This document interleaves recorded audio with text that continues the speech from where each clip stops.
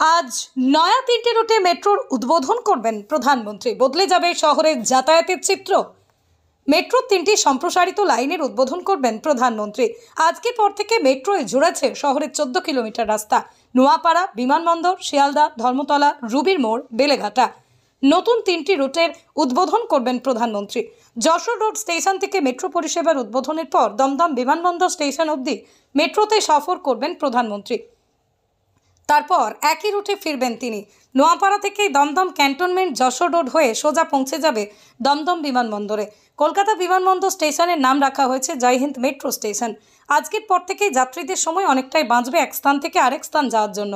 আধ ঘন্টা হাওড়া ময়দান থেকে সেক্টর 5 পৌঁছে যাওয়া যাবে। শিয়ালদা থেকে ধর্মতলা পৌঁছে যাওয়া যাবে মাত্র 3 মিনিটেই। হাওড়া ময়দান থেকে সেক্টর 5 রুটে 8 মিনিটের ব্যবধানে মেট্রো চলবে।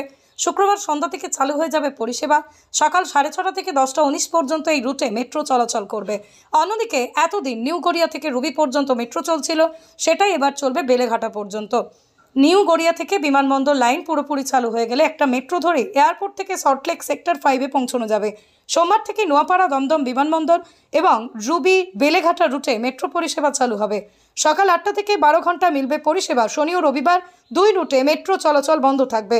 মেট্রো উদ্বোধনের পর প্রধানমন্ত্রীর পরের গন্তব্য দমদম সেন্ট্রাল জেলের মাঠ। সড়কপথে বিকেলে 4:45টায় দমদমে এসে জোড়া কর্মসূচিতে যোগ দেবেন তিনি। প্রথমে প্রশাসনিক সভা, যেখানে একাধিক সরকারি প্রকল্পের শিলান্যাস উদ্বোধন করবেন প্রধানমন্ত্রী। এরপরই মাঠের আরেক অংশে বঙ্গ বিজেপি আয়োজিত বিজয় সংকল্প সভায় বক্তব্য রাখবেন নরেন্দ্র মোদী।